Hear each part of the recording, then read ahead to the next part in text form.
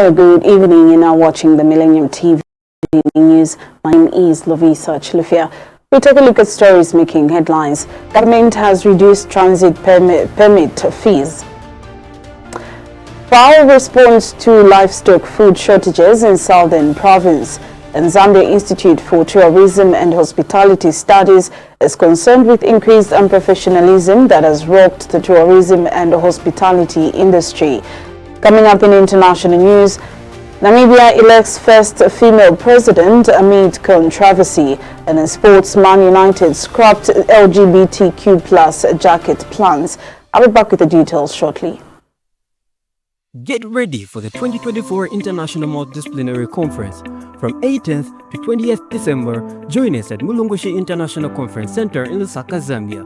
We're honored to welcome Honorable Douglas Yagalima, the Minister of Education, Professor Inga Koryajina, UNDP expert, Head of International Development for Russia, Africa, and expert of State Duma of the Russian Federation, Her Excellency Ms. Poemo M. Segoma, SADC Parliamentary Forum Secretary General, Professor Chris Resley, Editor-in-Chief, South African Journal of Information Management, Edward Robert Hanna, Sustainable Energy Expert, United Kingdom, Julian Wang, President, Shanghai Cooperation Organization, and many other keynote speakers. Registration fees are 1,300 kwacha per delegate.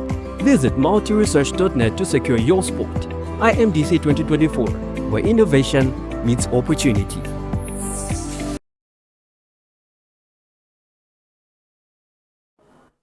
And now the news in detail.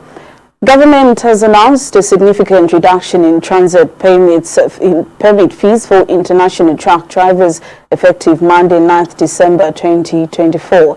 The move comes after years of complaints from truck drivers and extensive consultations with stakeholders to address the high costs. In a statement, Department of Immigration Director General Japhet Lishomwa has confirmed the signing and gazetting of Statutory Instrument Number 78 of 2024, a legislation that reduces the fees for transit permits from 12,000 kwacha to 4,500 kwacha for first-time applications and duplicates, and from 15,000 kwacha to 5,625 kwacha for renewals. This translates to a 55% decrease. Dr. Lishomwa says that this had become a contentious issue after fees were sharply increased in 2019, disproportionately affecting truck drivers using key border points like Katimamulilo and Nakonde. He says the revised fees represent a significant shift in policy aimed at easing financial burdens on foreign truck drivers, many of whom found the previous fees unaffordable. Dr. Lishomwa has pointed out that the reduction reflects government's commitment to addressing stakeholder concerns while supporting regional trade along corridors such as Wavis Bay, Ndola, Lubumbashi. He has also acknowledged delays in implementing the fee reduction due to policy adjustments. Now, Zambia Institute for Tourism and Hospitality Studies Board Chairperson Lemwa Monga, Zambia Institute for Tourism and Hospitality Studies is concerned with increased unprofessionalism that has rocked the tourism and hospitality industry. She says most investors in the hospitality industry are employing unqualified individuals, and this risks eroding the growth of the industry. And Ms. Monga has emphasized the need for a more advanced and industry-focused learning program in Zambia. She suggests that such a program, if adopted by other universities, could help increase the number of skilled professionals in the tourism sector, contributing to its growth and development. So what is happening is everybody is introducing training programs. Employers are now introducing training programs because there is no, they are coming out with the skills that the employer doesn't want. So what they do is that they've reduced now the bachelor's to a proof of you can learn, but we'll turn you into what we want. Okay? So this degree that you come with, any degree, just come, we'll employ you. Because that is proof enough for us that you are teachable. So you spend 4 years in school for somebody to use that as proof of teachability. That's not fair. When you could have spent 4 years to come and become a tourism lawyer, a tourism economist, you understand? Because if we're going to have economic conversations about tourism, if we're going to have legal battles for companies, when you look at the mining sector, they even have specialized mining lawyers. When you look at the insurance sector, you've got specialized. Who is representing the legal issues in the courts of law? We don't have that specialization. So even at Ziari level, we should have people that are now looking to say, when I graduate, I'm going to now look at. Ministry of Media and Information Permanent Secretary Tawo Kawana says the Zambian citizens should refrain from generating or distributing misinformation. He says citizens have the freedom of expression, but freedom is not guaranteed after expression if they amplify wrong or hurtful information. He says citizens with the habit of spreading misinformation have themselves to blame when the law catches up with them. He urged citizens to use social media as a platform for public good and refrain from online abuse. From our side as government, we want to continue to appeal to the citizens to use social media as a platform for public good and not for public nuisance. So all those that are in the habit of spreading misinformation and lies and rumors and rumor mongering using social media, your days are numbered. And you shouldn't blame anybody when the law catches up with you. Don't start crying that democratic space has shown that there are no freedoms. Let's make it very, very clear. In our country, we have got a lot of freedom of speech and a lot of freedom of expression. But there is no guaranteed freedom after expression, and there is no guaranteed freedom after speech. One ought to be responsible for what they channel, for what they express, and what they speak. So if you say things that border on tribalism, hate speech, and so on, you have the law to face. And don't turn around and say democratic space is shrinking. Let us be responsible. We all need to express ourselves. And the Food and Agriculture Organization, FAO, has mobilized over $6 million to cushion over 100,000 livestock that are experiencing food shortages in Gwembe, Chirundu, Sinazongwe and Siavonga districts in Southern Province. News reports that FAO country representative Susie Percy Filippini says the UN agency is working with government in ensuring that the livestock sector thrives amid climate change. Ms. Filippini said this in a speech read for her by Assistant FAO Country Representative Geoffrey Chombo during the handover ceremony of hay bales, mineral blocks and molasses worth over 1 million kwacha.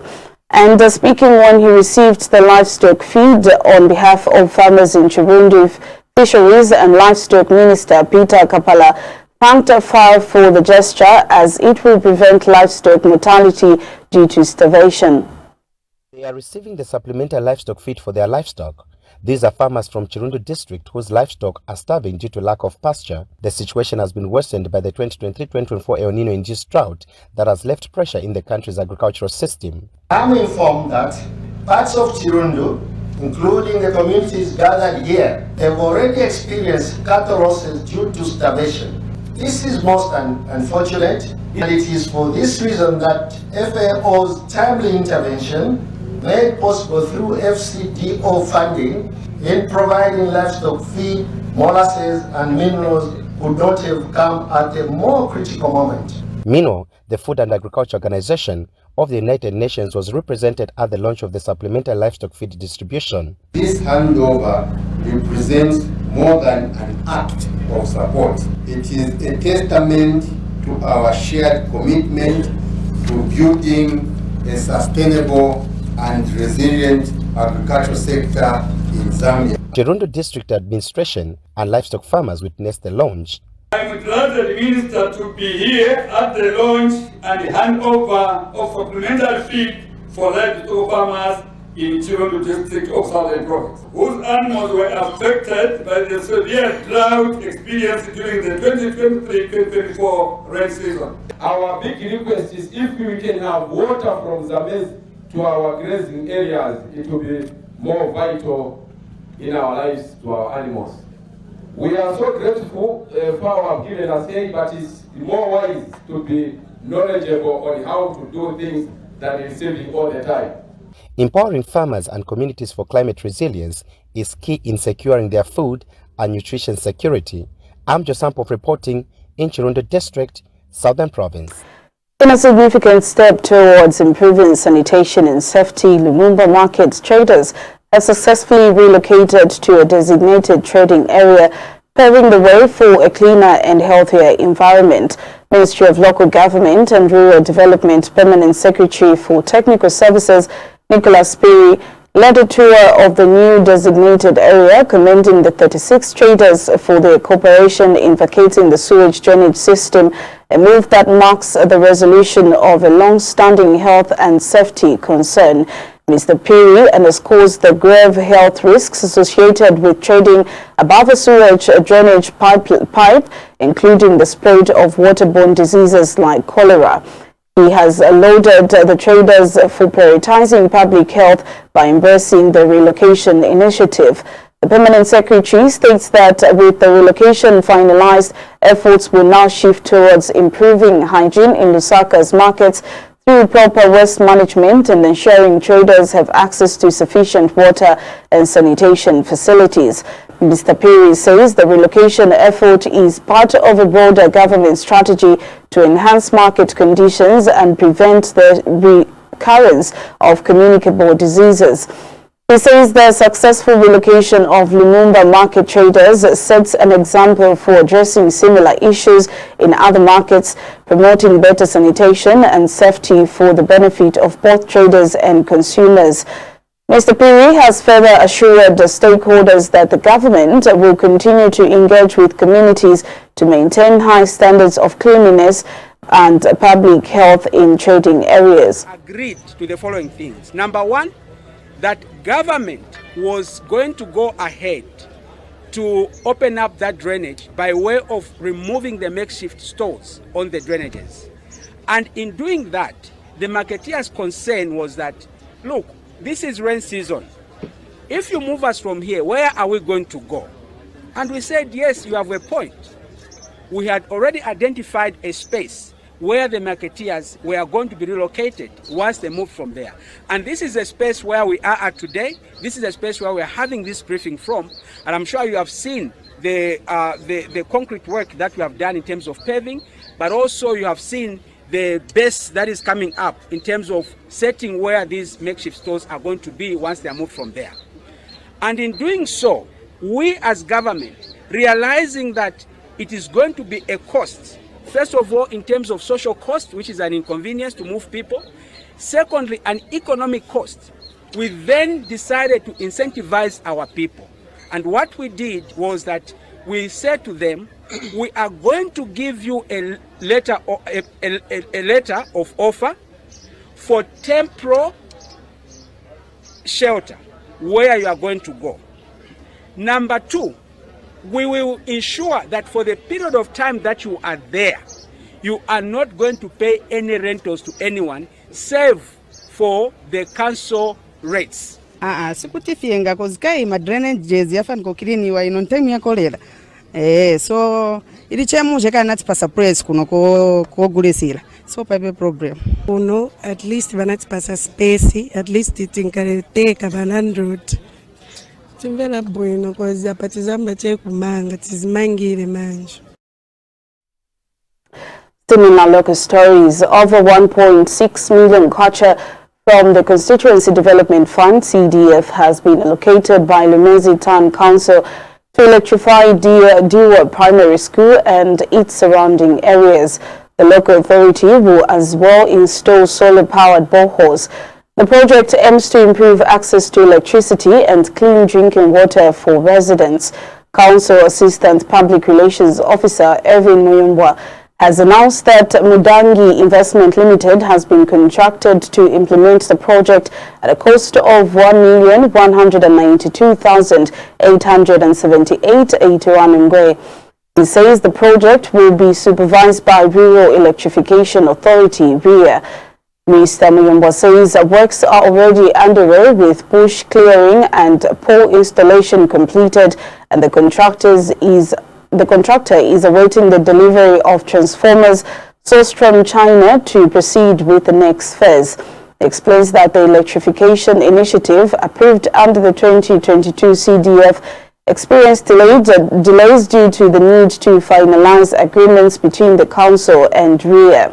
And in a related development, Mr. Muyumba says Mushasasi Construction and General Dealers Limited has also been awarded a contract worth 498,862 kwacha 17 ngwe to drill and equip 2 solar-powered boreholes. He says the boreholes will be installed at Kateme Market in Diwa Ward and Fountain Hope Foundation in Lumimba Ward, and is expected to be completed in 6 weeks. As a council, we have paid out more than 1.6 million kwacha of the Constituency Development Fund CDF for the electrification of Diwa Primary School and the surrounding areas, and we will also install 2 boreholes in Lumimba Ward in the valley area of the district. A contract valued at 1,192,878.81 was awarded by the local authority to a local contractor on behalf of Rural Electrification Authority for electrification of Diwa Primary School and the surrounding areas. So the electrification of this public facility and its surrounding areas is expected to be finalized within a period of 9 weeks. The project for the electrification of the public facilities in Diwa was approved under the 2022 CDF, and I must make clarity that delays to commence works is attributed to the finalization of all modalities between the council and the Rural Electrification Authority. So far, we can confirm that the contractor is on site and has concluded bush clearing as well as the laying of poles as they await delivery of transformers that have been ordered from China. So the council has also awarded a contract valued at 498,862.70 to Mushasasi Construction and General Dealers Limited for the drilling, equipping and this. And Iteji Member of Parliament Twambo Mutinta says 165,000 kwacha from the Constituency Development Fund has been allocated to complete the stalled Kauke School in Shambala Ward. Mr. Mutinta says the project, which had been abandoned by local joint venture of contractors, is now set to resume with a new contractor who is set to be on site in the coming weeks. He says the contractor is expected to be on site soon to complete the teachers' houses and ablution blocks. The lawmaker says the project is expected to be completed before schools resume in January. Mr. Mutinta says the delay has been detrimental to Kauke community and serves as a lesson to the Council Procurement Committee to be careful in the selection of contractors for projects. He says the council needs to make sure that the contractor delivers, as it is costly and a setback to government when projects stall. He says this move highlights government's efforts in investing in education and proper usage of CDF funds. I want to confirm that finally the Constituency Development Fund Committee, which sat this week, has allocated 165,000 kwacha to go towards the final completion of Kauka School, which is in Shambala, Chief Shezongo's chiefdom. As you may be aware, this project, which involves a classroom block 1x3, a house, a water point, was abandoned by a joint venture which started in 2022.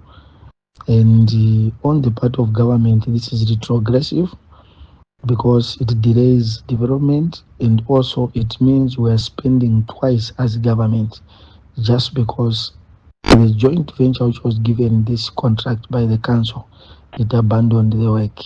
So this is a very big lesson for the Council's Procurement Committee on how they should do due diligence when awarding these contracts to contractors, because government is losing additional funds and also value for money and also time for the people who are itching for the much desired development. And we are looking forward to the new contractor to finish this work before the schools open in January. A Mansa-based educationalist, Greenwell Mukisi, has hailed the government for continued sustainable agricultural loan facility.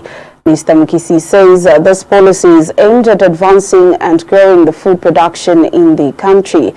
He says many farmers are able to access the facility in order to sustain their agricultural activities, and this is a right step for the country to have sufficient food security. Mr. Mukisi advised all the beneficiaries across the country to take advantage of what government is doing to them in ensuring that crops are grown in order to alleviate food insecurity in the country. He says beneficiaries of the said facility are required to use the farming inputs for intended purposes. Mr. Mukisi says that the resale of the farming inputs should not be tolerated, as those involved need to face the law. And Mr. Mukisi has encouraged political players to support government on good policies such as this one, which are aimed at benefiting citizens. The New Dawn government must be appreciated on the continued sustainable agricultural loan facility support. The policy or the support is aimed at advancing and growing food production in the country, and therefore beneficiaries are advised to take advantage of what government is doing to them by growing more crops in order to alleviate the food insecurities in the country.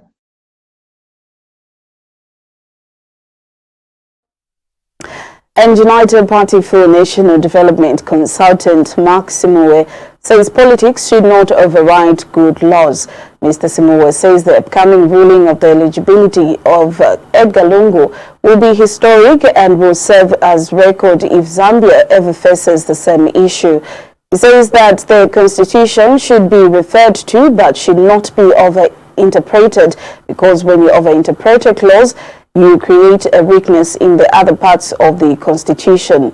He says that over-debating the eligibility issues is underlooking the damage left behind by the previous government.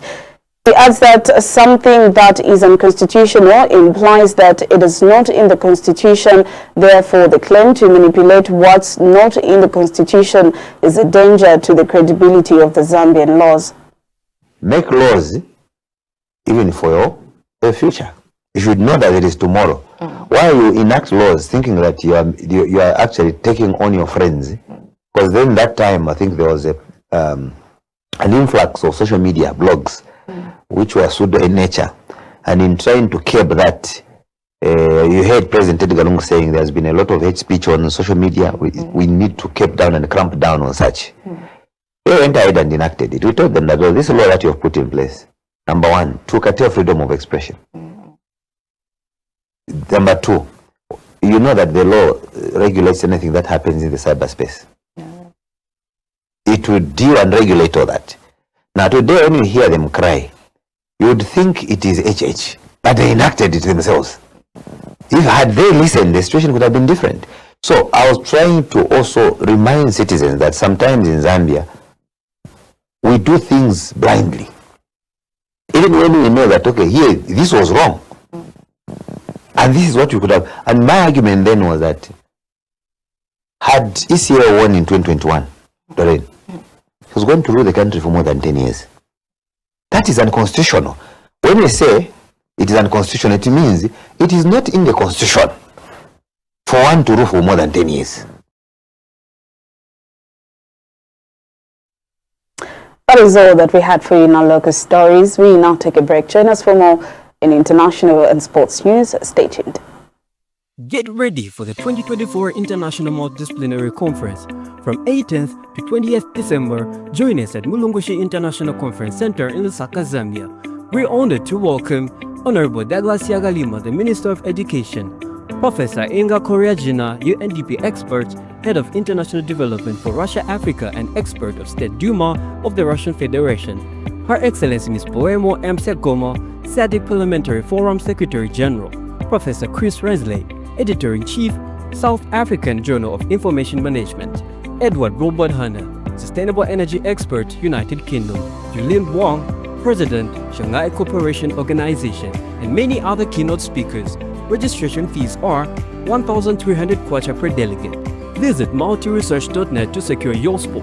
IMDC 2024, where innovation meets opportunity.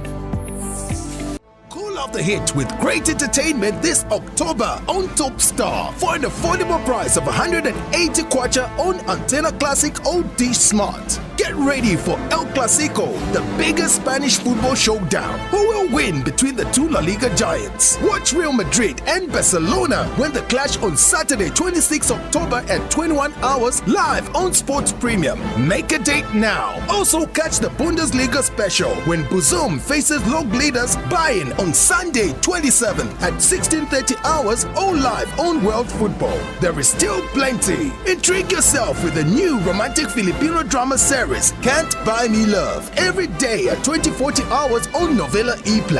No power? No problem. Catch all football matches and favorite series by downloading the StarTimes Zone app, link your decoder and enjoy watching for free. Subscribe now. Top Star. Enjoy digital life.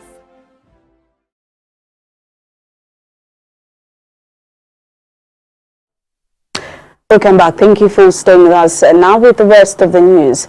Namibia elected its first female leader as Vice President, and Netumbo Nandi Ndaitwah was declared the winner Tuesday of the presidential election last week that was tarnished by technical glitches.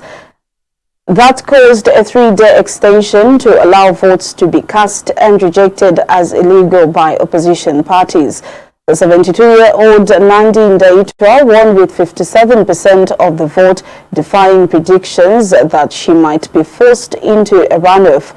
A ruling SWAPO party also retained its parliamentary majority, although by a very thin margin, and extended its 34-year hold on power since the Southern African country gained independence from apartheid South Africa in 1990. The 72-year-old Netumbo Nandi Ndaitwah has been elected Namibia's first female president, securing 57% of the votes in the last week's election. Despite technical glitches that extended voting by 3 days and drew opposition claims of illegality, the ruling SWAPO party retained its parliamentary majority, narrowly extending its 34 years dominance since independence in 1990. Nandi Ndaitwah, a veteran of Namibia's independence movement, will become the country's 5th president. She emphasized peace, stability and youth empowerment in her victory speech. The election was marred by ballot shortages and long delays, prompting opposition parties to challenge the result in court.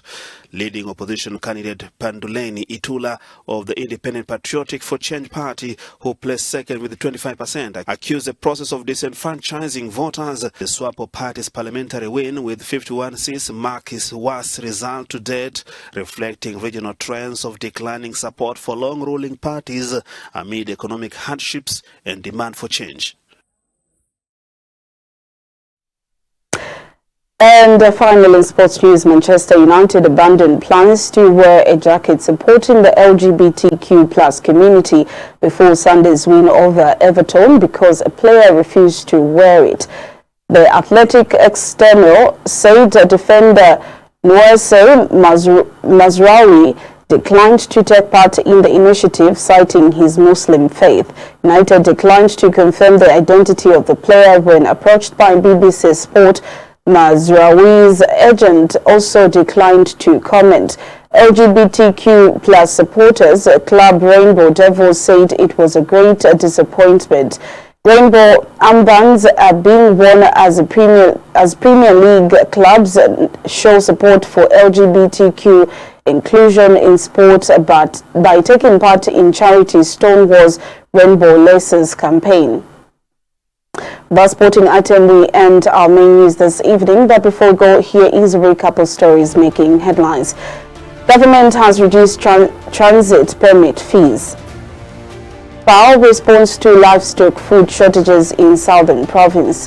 And Zambia Institute for Tourism and Hospitality Studies is concerned with increased unprofessionalism that has rocked the tourism and hospitality industry. In international news, Namibia elects first female president amid controversy. And in sports, Man United scrapped LGBTQ plus jacket plans.